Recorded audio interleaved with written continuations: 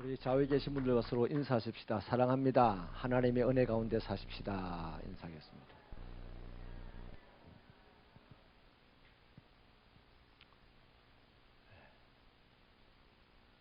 설 잘 지냈습니까?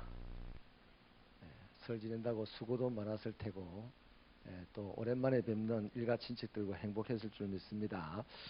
오늘은 도둑질 하지 말라 하는 이 말씀을 나누겠는데요. 소요리 문답 73, 74, 75문을 가지고 나누도록 하겠습니다. 자, 우리 73문을 같이 읽겠습니다. 시작. 제8계명은 무엇입니까? 답을 읽습니다. 시작. 제8계명은 도둑질 하지 말라입니다. 74문 시작. 제8계명은 무엇을 요구합니까?입니다. 답을 읽습니다. 시작. 제8계명은 우리 자신과 타인의 부와 재산을 합법적으로 획득하고 정식시킬 것을 요구합니다. 75문을 읽습니다. 시작. 제8계명이 금지하는 것은 무엇입니까? 답. 시작. 제8계명은 우리 자신과 이웃의 부당하게 방해하거나 방해할 수 있는 무엇이든지 금합니다. 여러분, 오늘 이 도둑질 하지 말라는 이 말씀을 우리가 제대로 살펴보기 위해서는 좀 정치적인 얘기를 먼저 좀 해야만 됩니다. 이 세상의 정치 구조를 이끌어가는 사상은 대체적으로 두 가지입니다. 하나는 자본주의이고 하나는 공산주의입니다.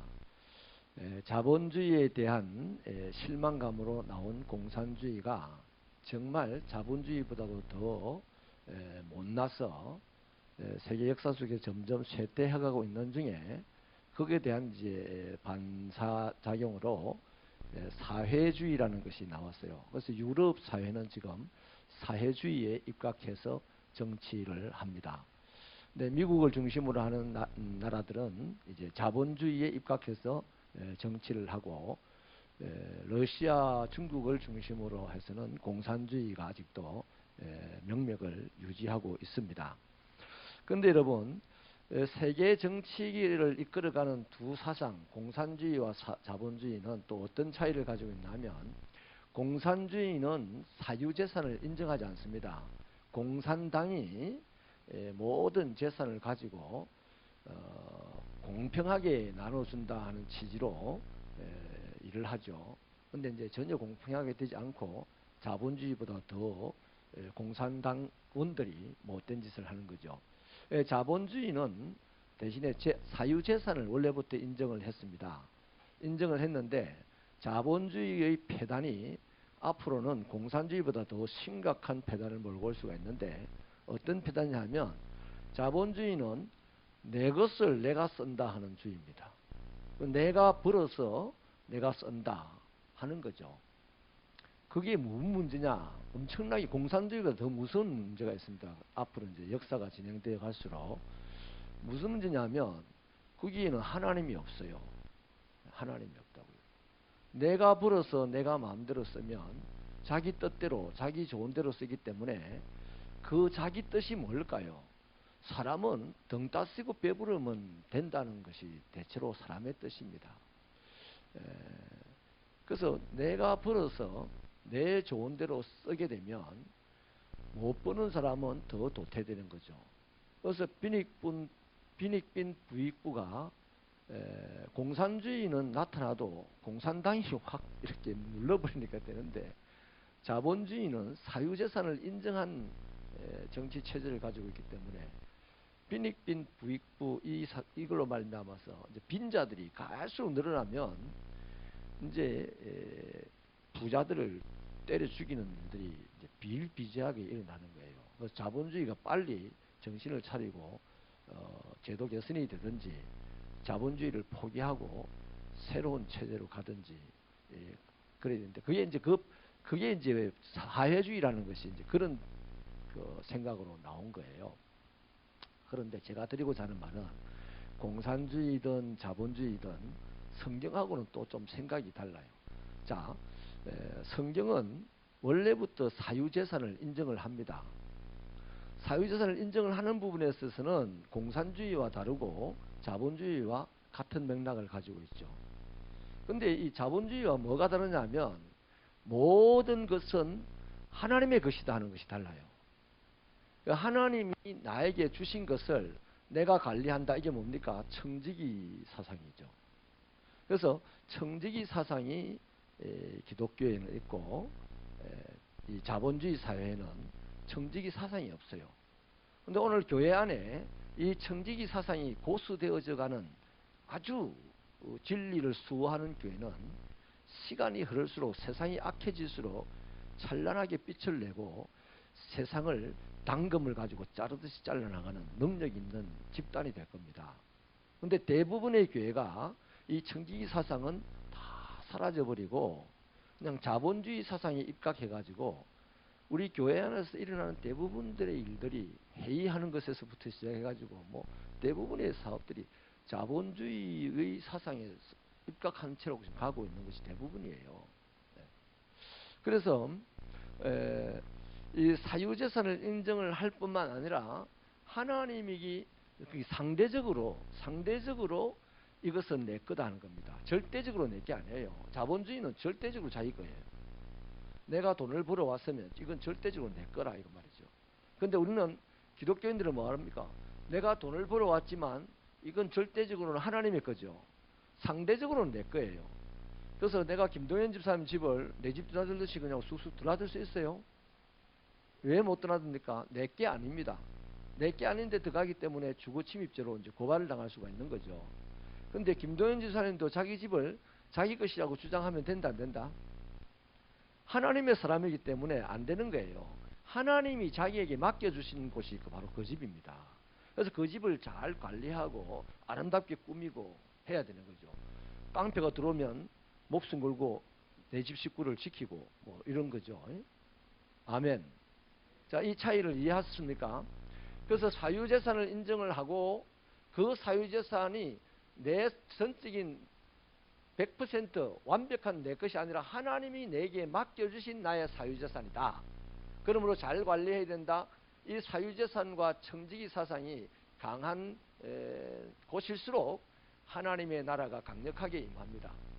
점점점 이 땅에서 천국을 보여주는 집단이 되는 거죠. 그런데 공산주의자나 사유재산을 인정하지 않거나 또 사유재산을 인정하더라도 이것은 내 것이야. 전적으로 내 것이야. 하나님은 없어. 그럼 내 뜻대로 사용하는 거야?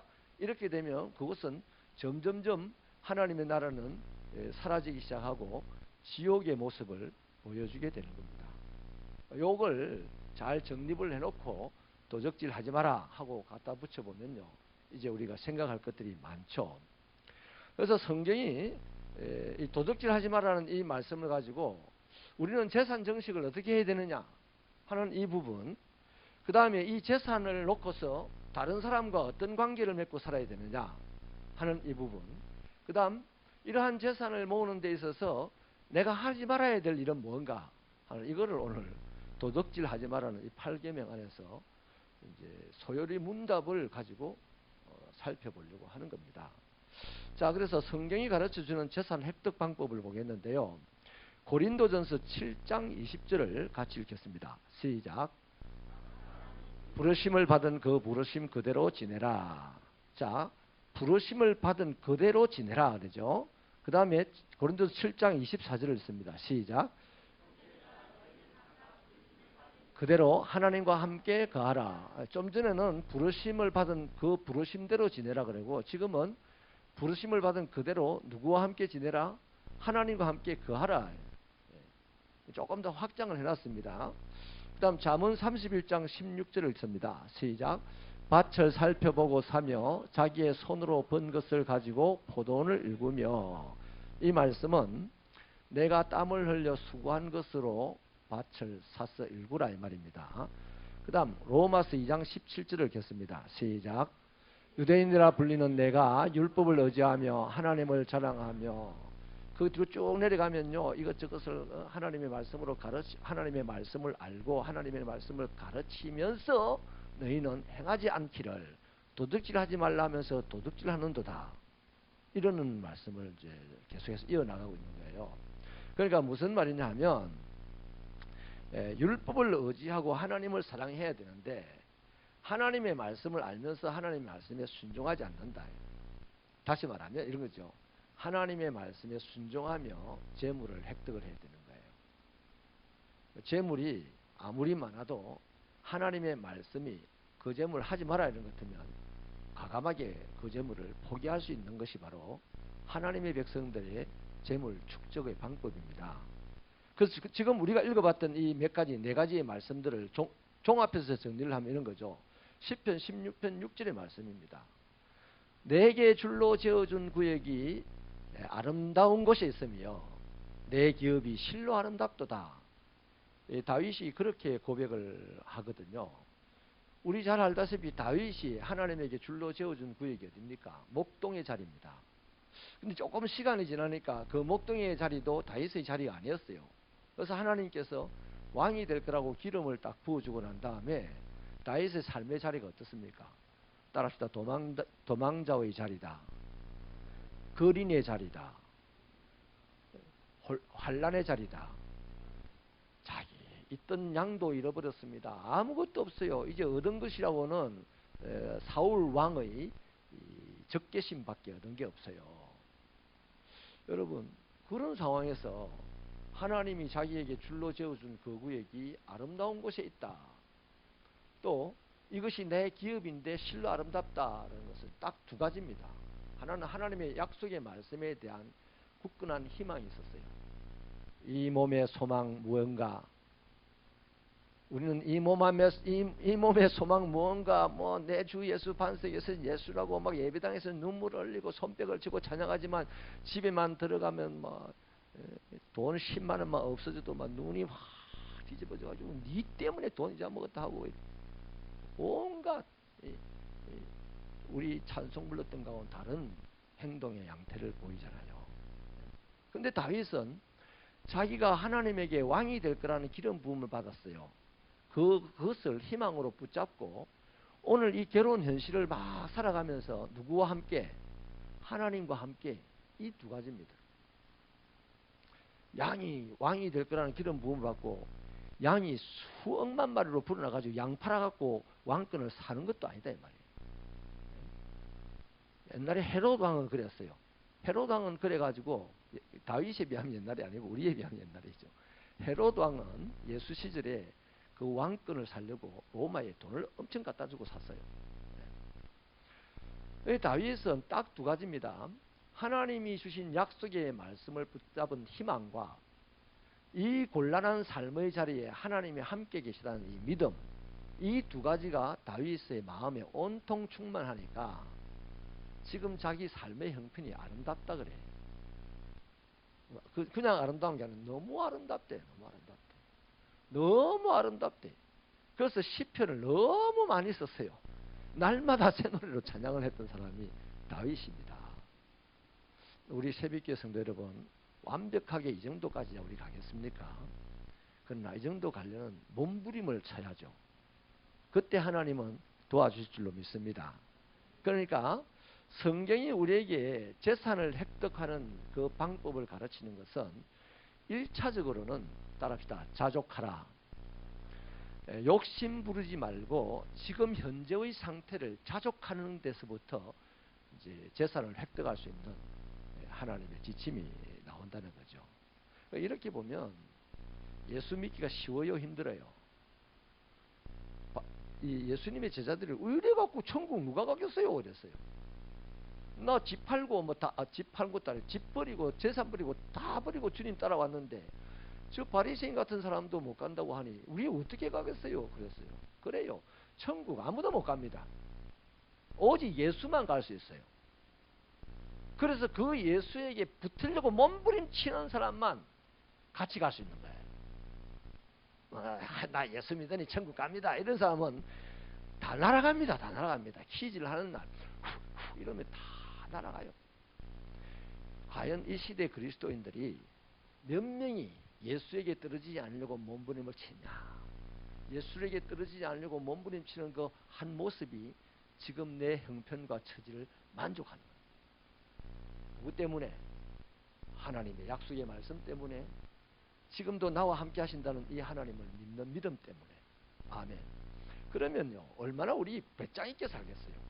얼마나 우리 담대하게, 얼마나 여유롭게 살겠습니까? 그런데 하나님 약속의 말씀은 있는데 돈은 안 오고 이러니까 약속의 말씀은 한 2, 3년 예수 믿는 새 다 사라져버려요. 이제 돈만, 예수를 믿어가서 돈만 크게 오는 거예요. 그래서 그 사람은 돈은 또 벌더라고. 엉뚱짓 해가 다 돈을 벌어요. 그래서 그것으로 말미암아 또 하나님과 영영 풍선 타고 하나님 밖으로 날아가 버리는 거죠. 자, 또 성경을 읽겠습니다. 잠언 21장 20절을 읽어주실래요? 시작. 귀한 보배와 기름이 있으나 미련한 자는 이것을 다 삼켜버리느니라. 여기 귀한 보배와 기름은 재물입니다. 재물. 우리 집안의 재물은 귀한 보물이에요. 귀한 거예요. 그런데 미련한 사람은 이것을 뭐한다? 다 삼켜버린다. 이 말은 재물은 사치를 위해 탕진하는 것이 아니고 뭐 하는 거다? 유용한 데를 쓰기 위해서 어디 비축을 해두어야 되는 겁니다. 요즘 빚내 가지고 뭐 하는 일들이 많아요. 옛날에 우리 그랬어요. 빚내 가지고 다 교회 지었습니다. 빚을 낸다는 것은 자신이 감당할 수 있는 능력 밖의 것을 동원한다는 거예요. 능력 안에서 뭔가를 해야 될 텐데 능력 밖의 것을 뭘 믿고? 하나님 믿고. 그 하나님은 돈 주는 하나님이지. 돈 안 주면 이제 시험 드는 거야. 이런 폐단을 믿음이라는 이름으로, 은혜라는 이름으로 해왔으니 얼마나 그 세월이 30년, 40년 지나는 동안에 그것으로 말미암아 썩어 문드러지겠습니까? 옛날에 강사 목사님이 방석 던졌는데 은혜 받은 사람은 다 회개해야 돼. 무지 목매했어, 은혜. 그걸 은혜라고 생각해. 방석이지 무슨 은혜입니까, 그게. 그 다 이단들은 지금도 그럽니다. 2초세기는 지금도 그래. 지금도 다 하다 옷을 하나, 단추 하나 풀면 할렐루야, 아멘, 아멘. 이러면 또 아멘, 아멘. 아멘, 아멘 하지 말라는 얘기가 아니에요. 우리 새벽기도 아멘, 아멘 해야 됩니다. 뭐 어디에? 하나님의 말씀에는 아멘, 아멘 해야 돼. 아니, 목사가 단추 푸는 게 무슨 아멘 할 일입니까? 그런데 또 옷을 또 이걸 끼고 마이크를 들고 있으니 혼자 못 벗어. 그 이래내면 또 말 잘 듣는 최면에 걸린 사람이 앞에 앉아 있어. 그 나갈 또 다 뺍니다. 빼면서 그냥 안 빼. 감성금 봉투 하나 딱 놓고 빼. 이런 썩은 문드러질 짓을 대부분의 교회들이 다 했어요. 오늘 우리가 그거로 말미암는 아픔을 겪고 있는 겁니다. 지금 이 시대는. 성도들의 마음들이 다 갈갈이 찢어지고 안 찢으려고 하는데 찢어지고 하는 이게 다 그런 것이 오늘 깊은 병에서 오는 겁니다. 그래서 여러분, 재물이라는 것은 탕진을 해야, 내 사치나 내 즐거움을, 내 육체의 즐거움을 위해서 탕진하고자 있는 게 아니고 어디 유용한 데 쓰기 위해서 비축하고자 재물을 모으는 거다 이거예요. 그 재물 모으는 목적이 뭐다? 잘 먹고 잘 쓰고 뭐 호사스럽게 굴고 막 남들에게 갑질하고 막 백화점 가서 막 직원들에게 꿀밤 때려가면서 바라는 옷 내놔라 하고 이거 하려고 재물을 비축하는 게 아니다 이 말이에요. 근데 다 따져보면 그게 다 숨어 있어요. 재물 비축하는 목적이 유용한 데 쓰기 위해서. 그럼 그리스도인들의 유용하면 됩니까? 따라서 하나님 나라를 위해서 쓰기 위하여 재물은 비축이 되어지고 축적이 되어져야 되는 거예요. 잠언 10장 4절을 읽겠습니다. 시작. 손을 게으르게 놀리는 자는 가난하게 되고 손이 부지런한 자는 부하게 되느니라. 그러니까 뭔 말입니까? 재산을 획득을 하는데 부지런히 땀을 흘려서 일을 해야 된다는 거죠. 잠언 10장 22절을 읽겠습니다. 시작. 여호와께서 주시는 복은 사람을 부하게 하고 근심을 겸하여 주지 아니하시느니라. 아멘. 그러니까 하나님의 복을 받아야 재물이 축적이 됩니다. 이삭을 보세요. 모든 사람이 땅 주인도 흉년이 들어가가지고 농사가 안 되는 거기에 나그네로 들어갔는데 하필 그 이삭만 복을 받아가지고 100배의 결실을 얻고 마침내 거부가 되었다라고 성경은 얘기를 합니다. 누가 복을 주셨기 때문이에요. 하나님이 복을 주셨기 때문에.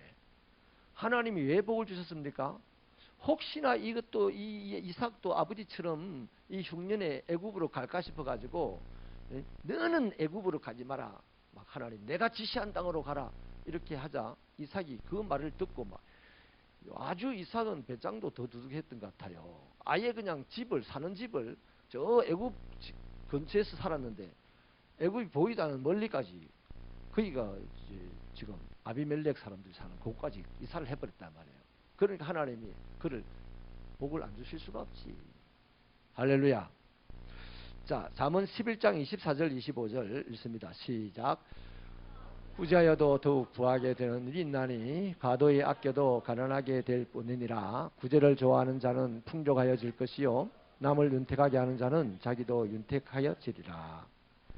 그러니까 이 재산을 축적하고 재산을 확보하고 재산을 획득하는 그리스도인들의 목적이 뭐여야 되냐면 하나님의 뜻을 이루기 위해서다.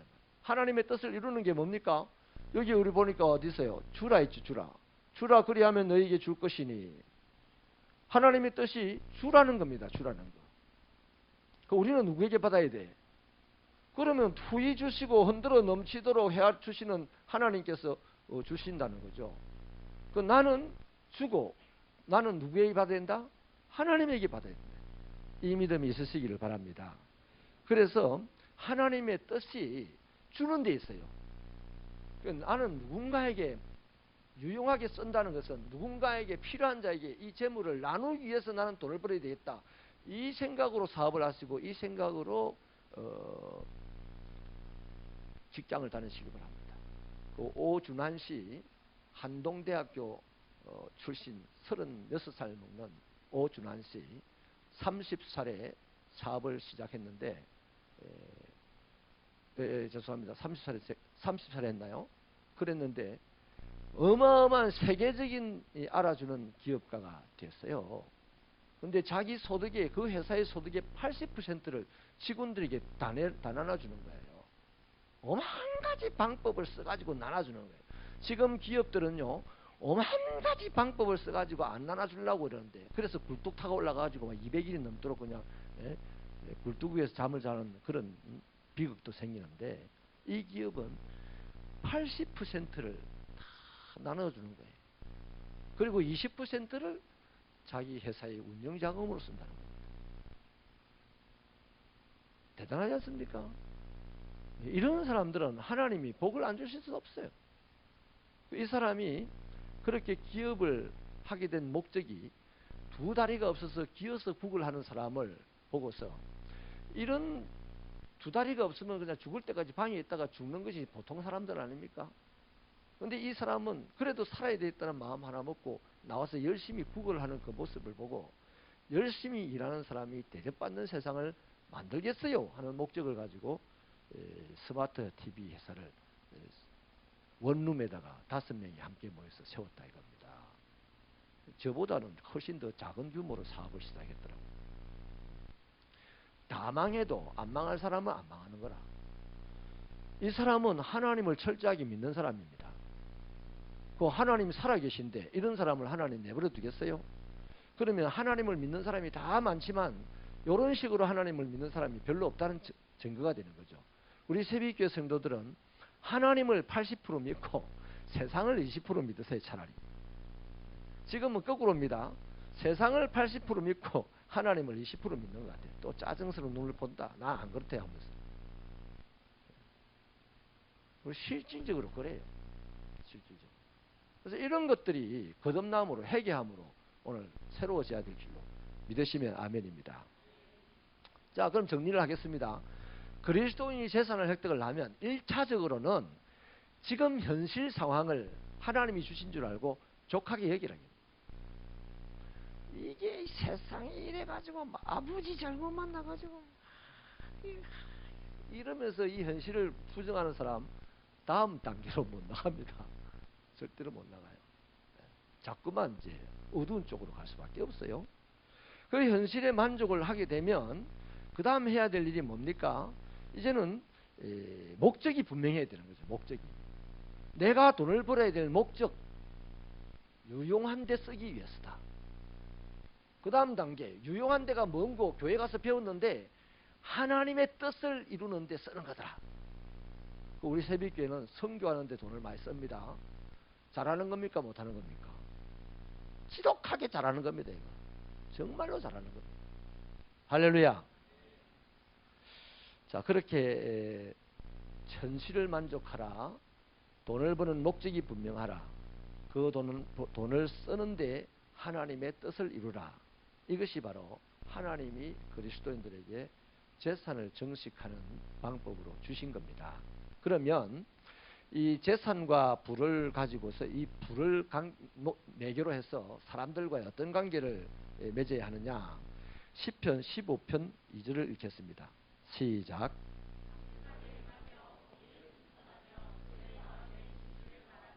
아멘. 여러분, 이 공의를 실천한다는 것이 바로 하나님과 나 사이의 관계를 바르게 한다는 겁니다. 다시 말하니 하나님의 뜻을 이루는 거죠. 그러면 하나님의 뜻을 이룬다. 이것이 기독교인의 삶의 분수예요. 분수. 우리들의 삶의 기저에는 하나님의 뜻을 이룬다. 이것이 가득해 있어요. 그 후에 나타나는 게 뭐다? 말하는 것도 나타나고 행동도 나타나고 눈빛도 나타나고 뭐 이러는 거잖아요. 그러니까 여기 말씀은 너희는 돈을 버는 것이 하나님의 뜻을 이루기 위해서다. 그 돈을 벌 때 어떻게 행동해야 된다? 정직하게 행동해야 된다. 아멘. 말을 할 때 어떻게 해야 된다? 진실하게 말해야 된다. 그래서 예수 믿는 사람이 교회 안에서 이렇게 말하는 이런 것들이요, 다 훈련입니다. 훈련. 그래서 밖에 나가서 음모를 꾸민다든지, 또 다른 사람의 음해를 한다든지, 다른 사람의 뒤통수를 막 쪼아대는 말을 한다든지, 이런 거를 세상에 나가면 온통 그겁니다. 그거잖아요. 겉모술수 속에 살아남는 자만 돈을 번다는 게 세상이니까. 근데 우리는 교회에서 그걸 다 떨어내고 회개라는 것을 통하여서 남을 비난하고 정죄하고 비판하고 뭐 이런 걸 떨어내고 축복하고 격려하고 또 정직한 행동을 하고 또 바른 진실한 말을 하고 뭐 이런 것들로서 훈련을 받는 것이 교회입니다. 할렐루야. 교회는 좋다 나쁘다? 교회는 정말 좋은 것입니다. 세상 어디보다도 좋은 것이에요. 그래서 우리가 사람들과의 관계를 할 때는 하나님의 뜻이라는 것 때문에 정직한 행동을 해야 되고 진실한 말을 하는 것, 이것이 끊임없이 훈련되어져야 돼요. 그래서 누구를 만나도 이게 다 항상 우리 마음에는 거꾸로 갑니다. 정직한 행동을 안 하려고 하고 진실한 말을 안 하려고 하는 것이 우리 안에 있어요. 만물보다 거짓되고 부패한 마음이 안에 있어서. 근데 이것이 훈련되어져야만 돼요. 우리 옆 사람에게 인사하십시다. 사랑합니다. 진실하게 한번 말해주세요. 정말로 잘 될 겁니다.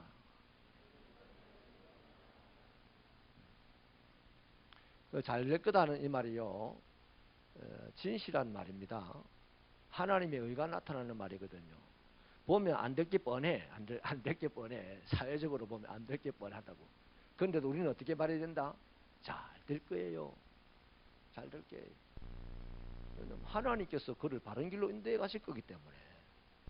세상은 그를 감옥으로 데리고 가려고 하겠지만 하나님은 우리를 감옥에 가둬 끄집어내 가지고 바른 길로 가게 하실 거기 때문에 잘 될 겁니다. 말이 진실한 말이에요. 저 팔아 저래 가지고 밥이나 먹고 살겠나? 그거는 사실을 말했을 뿐이야. 그런데 상대방의 마음을 난도질한 말인 거예요. 하나님은 우리에게 사실을 말하라고 한 거 아니야. 진실을 말하라고 했어요. 사실은 성경에 노아의 둘째 아들이 가장 정확하게 말했어요. 함입니까? 함이. 아버지가 술 먹고 빨가벗고 자요. 그 사실이에요, 사실. 그런데 아버지가 깨어나가지고 그 함을 영원히 저주해버렸어요. 그 사실을 말해갖고 하나님하고 관계없다니까요. 하나님이 좋아하는 말은 당신의 의가 나타나는 말, 당신의 이름이 드러나는 말을 좋아하신다는 겁니다. 교회 안에도요, 사실을 말하려고 자꾸 하니까 찢고 벗고 싸우고 편가르고 막 이래 되는 거라. 하나님의 의가 나타나는 말, 진실한 말을 하려고 애를 쓰면요, 금방 교회가 따뜻해집니다. 금방 막 으쌰 으쌰 하는 일이 일어납니다. 할렐루야. 뭐 성령이 역사할 때요, 내가 30년 후에 역사 마 하고 옵니까? 성령은 0.1초 사이에 팍 터져가지고 막 놀라운 일이 일어나게 하시는데, 정직하게 행동하고 진실을 말하는데 연습 많이 하시기 바랍니다. 이제 곧장 교회는 이제 훈련받을 일을 앞으로 강고 많이 할 겁니다. 그러면 피곤했어 새벽교회 못 가겠다, 그게 사실입니다. 근데 그 말 하면 큰일 난다니까. 우리 교회는 좋은 교회가 될 모양이다, 이런 말 해야 된다니까요. 아멘. 다음 주부터 전도부장님 전도 나갑니까? 노방에? 2월 17일부터 2월 17일부터 나가면 나간 당일날 비가 오면 안 나갈 겁니다.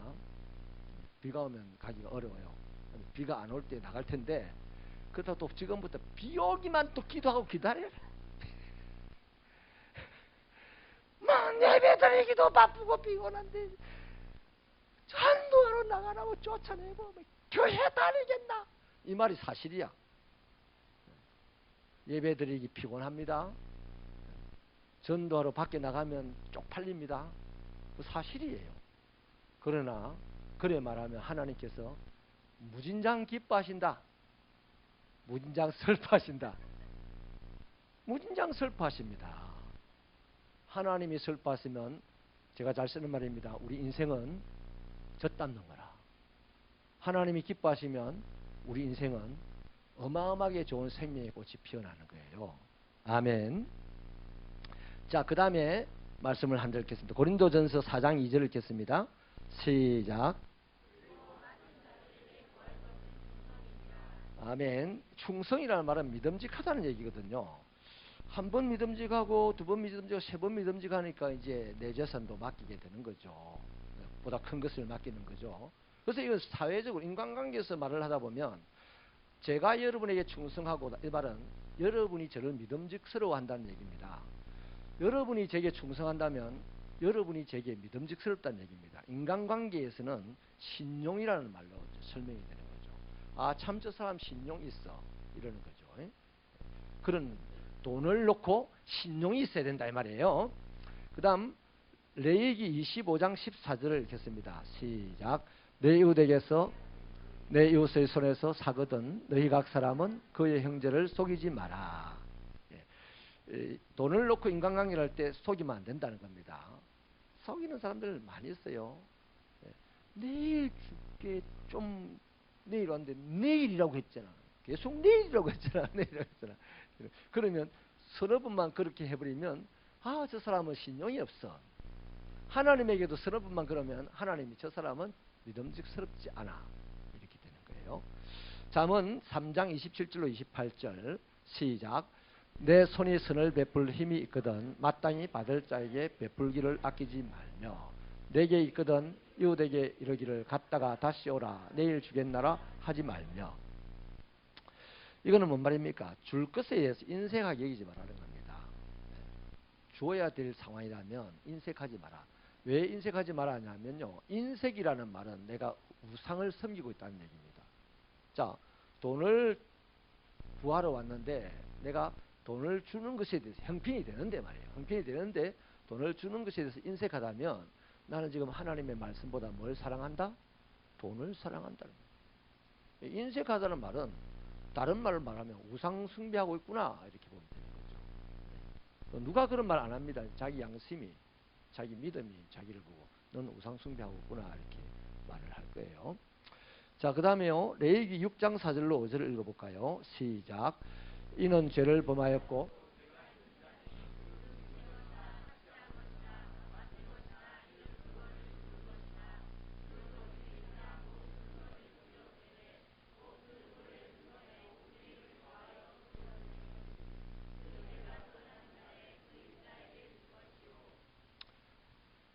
그 다음 한 절 더 읽어볼까요? 다 읽었습니까? 그러면요, 여기에 보면 의도적으로 했던 아니면 실수를 했던 간에 남의 것을 편취를 했거나 갈취를 했단 말이죠. 이제 그것은 누가 압니까? 자기가 알아요. 자기가. 그 실수를 했다는 건 몰라요. 우도적이기 때문에. 그건 누군가 가르쳐 주겠죠. 그러면 그거로 말미암아 자기가 내가 편취했구나 갈취했구나를 알게 되었을 때는 반드시 어떻게 된다? 5분의 1 이자를 붙여서 떼갚아주고, 이제 더 나가서 조금 더 내려가 보면요, 거기다 더하기 속건제를 하나님께 드리라고 합니다. 하나님께 회개해라는 얘기입니다. 갚는 것으로 끝이 나는 것이 아니고 도적질한 것, 편취하고 갈취한 것에 대해서 하나님이 알고 있으면 회개해라. 그 속건제를 드리라는 거죠. 자, 그 다음에 부를 사용함에 있어서 이제 재산을 정식을 시킴에 있어서 하지 말아야 될 것이 있습니다. 잠언 23장 21절 읽어보십시다. 시작. 술 취하고 음식을 탐하는 자는 가난하여 질 것이요 잠자기를 절개하는 자는 헤어진 옷을, 자, 과음을 하거나 과식을 하지 말라는 거죠. 육체의 즐거움을 위하여 재산을 탕진하지 말라는 것입니다. 그 다음 게으르지 말라는 것이죠. 내가 재산을 정식을 하려고 하는데 내 육체의 즐거움을 위해서 탕진하면 재산이 정식이 안 됩니다. 다시 말합니다. 우리가 재산을 정식해야 될 분명한 이유가 뭡니까? 하나님의 뜻을 이루기 위하여, 유용한 데 쓰기 위하여였다 이 말이죠. 근데 그걸 위해 재산을 정식을 하려고 하는데 과음을 하거나 과식을 하거나 내 배 즐거움을 위해서 이러면 정식이 안 된다는 거예요. 또 게으르면 정식이 안 된다는 거죠. 그 다음 잠언 22장 26절 27절 있습니다. 시작. 너는 사람과 더불어 손을 잡지 말며 남의 빚에 보증을 서지 말라. 만일 갚을 것이 내게 없으면 내 누운 침상도 빼앗길 것이라. 내가 어찌 그리 하겠느냐. 보증을 쓰지 말라는 겁니다. 보증을 쓰지 마라. 그 다음에 여러분, 보증 쓰고 망했을 때 그 사람 욕하지 마세요. 자신의 말씀을 따르지 않은 것을 회개하세요. 가끔 그런 경우를 보게 됩니다. 목사님, 저 사람 보증 써줬더니 저 사람 내 속이고 다 날려먹었어요. 성경은 분명히 빚 보증 쓰지 마라. 네가 빚을 못 갚아주게 될 때는 네 침상도 가져갈 것이다. 분명히 말하고 있습니다. 보증은 안 쓰는 겁니다. 누가 돈을 보증해달라거든 밥이나 한 그릇 사 먹으라고 10만 원을 주든지 내 형편대로 5만 원을 주든지 아니면 뭐 1000만 원을 주든지 내 형편대로 주고 말아야 되지, 다시 받을 것을 생각하고 보증 써주면 안 됩니다. 절대로 안 됩니다. 안 됩니다. 아멘. 여러분, 보증 서달라고도 하지 마세요. 하나님께 기도하세요. 그러면 하나님께서 어떤 손길을 통해든지 그 일을 이루도록 도울 자를 붙여주실 줄로 믿으시면 아멘입니다. 자, 히브리서 잠언 24장 30절부터 보십시다. 34절까지 시작. 내가 게으른 자의 밭과 지혜 없는 자의 포도원을 지나며 본즉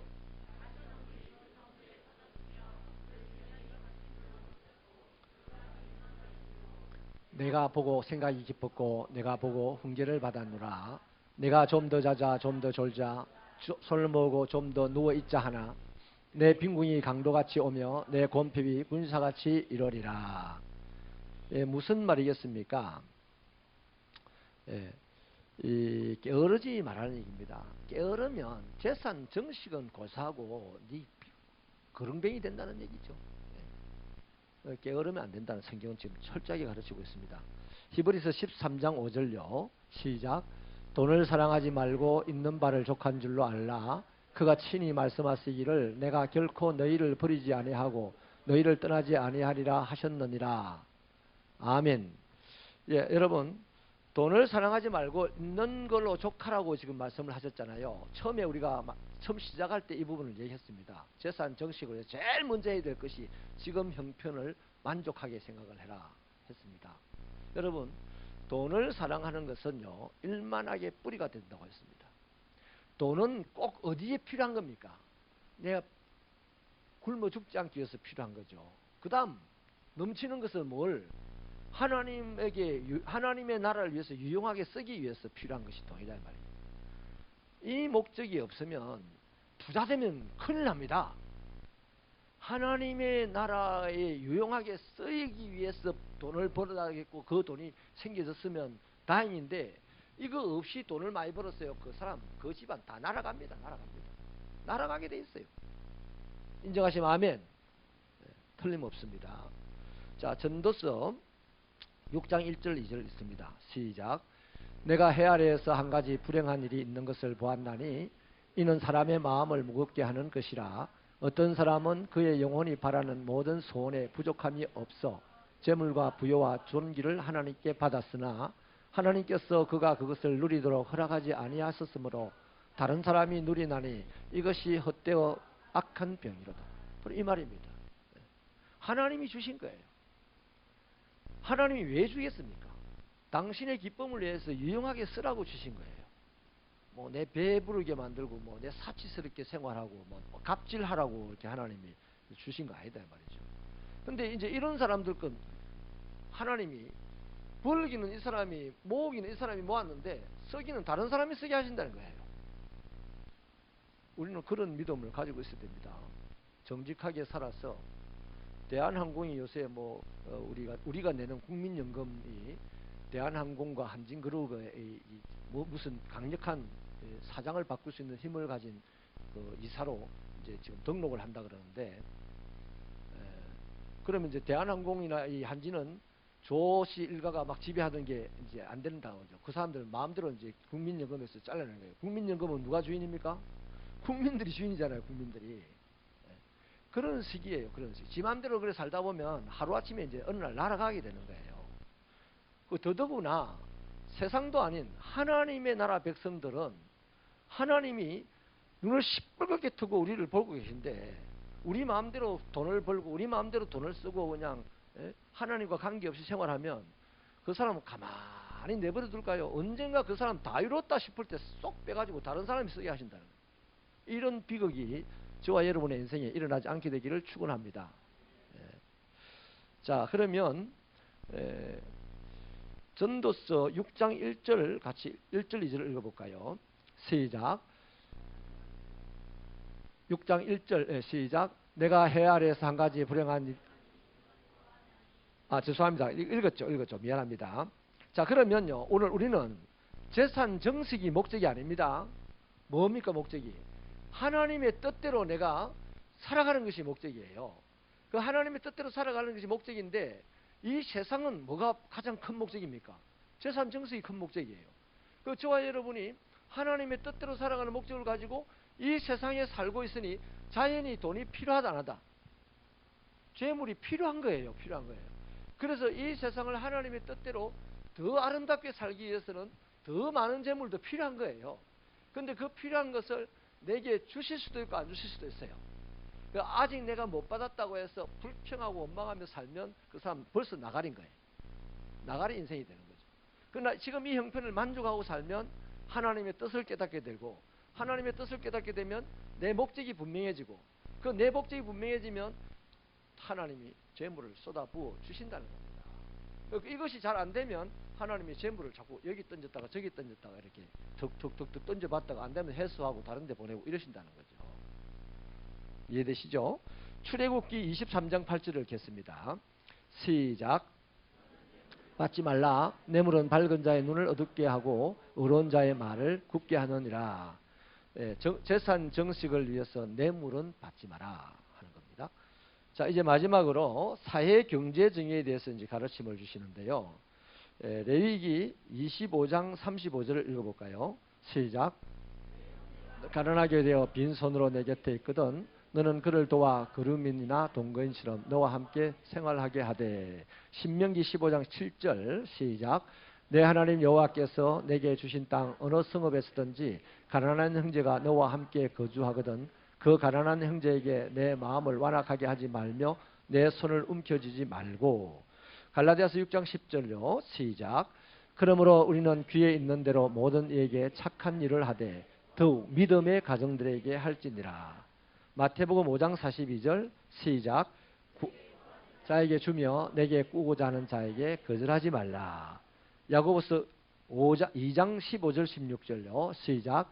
만일 형제나 자매가 헐벗고 일용할 양식이 없는데 너희 중에 누구든지 그에게 이르되 평안히 가라, 덥게 하라, 배부르게 하라, 그 몸에 쓸 것을 주지 아니하면 무슨 유익이 있으리요.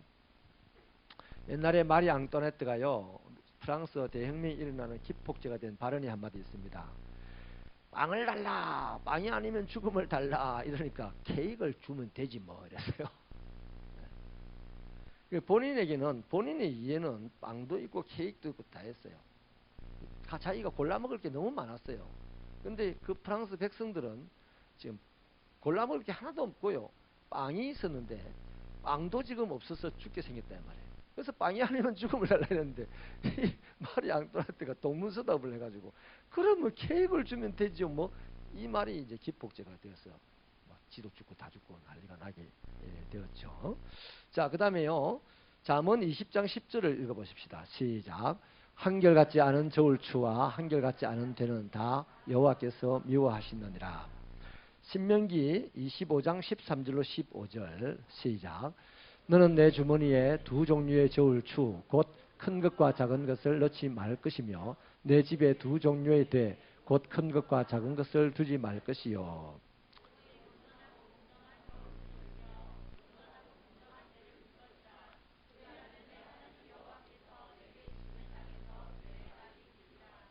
아멘. 잠언 1장 11절부터 16절을 읽겠습니다. 시작. 그들이 내게 말하기를 우리와 함께 가자. 우리가 가만히 엎드렸다가 사람의 피를 흘리자. 죄 없는 자를 까닭없이 숨어 기다리다가 서울같이 그들을 산채로 삼키며 무덤에 내려가자. 통으로 삼키자. 우리가 온갖 보화를 얻으며 빼앗은 것으로 우리 집을 채우리니 너는 우리와 함께 제비를 뽑고 우리가 함께 전대 하나만 두자 할지라도 내 아들아 그들과 함께 길에 다니지 말라. 내 발 그 길을 밟지 말라. 대저 그 발은 악으로 달려가며 피를 흘리는 데 빠름이니라. 이 말은 무슨 말이냐니까 이 남을 속여서 일확천금을 노리는 일에 초대하거든 거기 참여하지 말라는 얘기입니다. 무슨 부동산 투기라든지 뭐 우리나라에 일확천금을 노리는 그런 비결들이 많다고 뭐 1억 벌기 쉬운 방법 책도 있고 그렇잖아요. 그런데 속지 말라는 거죠. 자, 그 다음 마지막으로요. 출애굽기 22장 25절로 27절을 읽겠습니다. 시작. 내가 만일 너와 함께 한 내 백성 중에서 가난한 자에게 돈을 구워주면 너는 그에게 채권자같이 하지 말며 이자를 받지 말 것이며 내가 만일 이웃의 옷을 전당 잡거든 해가 지기 전에 그에게 돌려보내라. 그것이 유일한 옷이라. 그것이 그의 알몸을 가릴 옷인즉 그가 무엇을 입고 자겠느냐. 그가 내게 부르짖으면 들으리니 나는 자비로운 자임이니라. 아멘. 지금 사회 정의에 대해서 여러 가지 성경 말씀을 읽었는데요. 딱 두 가지가 나옵니다. 하나는 가난한 자들을 배려하고 그들을 자비롭게 대하라는 것이고요. 다른 하나는 악한 사람들, 사기성이 농후한 사람들의 모임에 참여하지 말라는 얘기예요. 이자 많이 준다. 한 번씩 우리 집 사람이 여보 우리도 저기 혹시 좀 있으면 그 얼마짜리도 적금을 제2금융 저축은행 거기 들면 안 돼요. 옛날에 그러더라고요. 그래서 제가 택도 없는 소리 하지 말아요 사람아. 우리 저축할 통장도 없지만 그 하면 이자 받을 생각하지 말아요. 그게 왜? 이자를 많이 주니까. 여러분 연 이자를 뭐 7% 준다 뭐 이렇게 하거든요. 사기꾼이구나 이렇게 생각하면 됩니다. 거기다가 함께 투자를 하면 사기꾼과 펜먹은 사람이구나 제가 그럴 겁니다. 제 저축은행 같은 데 투자했다가 사기당하지 마시기 바랍니다. 아멘. 뭐 싼 맛에 싼 돈 주고 좋은 집 살 거라 생각하지 마시기 바랍니다. 그런 거 없어요. 없어요. 그런 거 없어요. 하나님에게. 사기꾼들에게는 그런 것이 있습니다. 하나님에게는 그런 것이 없습니다. 여러분 우리가 이 몸 가지고 땀 흘리면서 땀 흘려서 나오는 소득으로 족하게 여기며 살면 하나님께서 우리 각자의 은사대로 이 세상을 지배하는 자로 삼아주실 줄 믿으시면 아멘입니다. 자, 그럼 말씀을 이제 마칠게요. 이 도둑질 하지 말라는 이 8계명을 실천하기 위해서 세 가지만 결론으로 정리를 할게요. 하나는요. 반드시 땀 흘려서 일해야 됩니다. 직업이 있어야 됩니다. 직업이 없는 사람들, 빈들거리는 사람들은요. 나를 받아주는 데가 없어요. 왜 없어요? 지가 가기 싫었으니까. 당연히 하루하루 자기가 땀을 흘려 일해야 됩니다. 청년들 혹시요, 결혼 중매 들어오거든요. 제일 먼저 볼 것 직업 보세요, 직업. 직업이 좋으냐 안 좋으냐를 보지 마시고 지금 성실하게 일하는 직업이 있느냐를 보세요. 직업이 좋고 안 좋고는요, 사람마다 차이가 있지만 성실하게 일하는 사람은 하나님께서 복 주실 사람입니다. 그래서 내가 지금 내가 원하는 직장이 나올 때까지 직장 안 가고 백수로 지내는 사람들, 사회를 불운하게 만드는 자들, 범죄자들입니다. 범죄자들. 아, 목사님 회사가 직장이 없어서 고생하는 것도 서러운데 목사님 그렇게 말하면 그냥 오늘 하루 아르바이트 하는 데로 가서 땀을 흘려서 일을 해야 됩니다. 땀을 흘려 일을 할 줄 알아야 됩니다. 그게 하나님께서 원하신. 그래야 도둑질 안 합니다. 도둑질 안 합니다. 백수들 다 도둑질 할 생각하고 있어요. 어떻게 하면 돈을 잘 버나 이런 거 생각한다니까. 자, 그 다음 두 번째는요, 반드시 저축하는 생활을 하셔야 됩니다. 우리가 왜 저축해야 됩니까? 20평에서 50평짜리 아파트 가려고 저축해야 된다? 그건 아닙니다. 그거는 그럴 수도 있고 아닐 수도 있는데, 성경이 말하는 저축은 뭘 위해서? 유용한 데 쓰기 위해서입니다. 다시 말하면 하나님의 뜻을 이루기 위해서 저축을 해야 된다는 거죠. 그 다음 세 번째는요, 도둑질 하지 않기 위해서 예배 드려야 됩니다. 예배.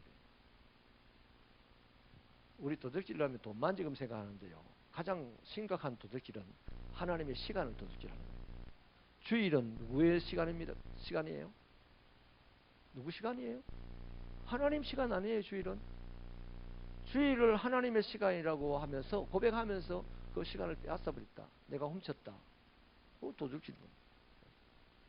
또 예배라는 이것을 통해서 우리는 도둑질하지 않는 훈련을 하게 되는 거죠. 아까 말했던 대로 정직하게 행동하고 진실하게 말하는 이런 훈련들을 예배당에서 하게 되고, 지금 내 형편과 처지에서 만족할 수 있는 비법을 성경을 통해서 깨닫게 되고, 또 하나님이 원하시는 목적을, 나를 향하신 하나님의 목적을 깨닫게 되고, 그럼 우리는 건전하게 땀을 흘려서 남들이 잘 올라가는 거 질투하거나 부러워하지 아니하고 내 주어진 자로 열심히 하나님과 함께 땀을 흘려 살면 하나님이 우리 인생에 기적을 일으켜 주신 줄로 믿으시면 아멘입니다.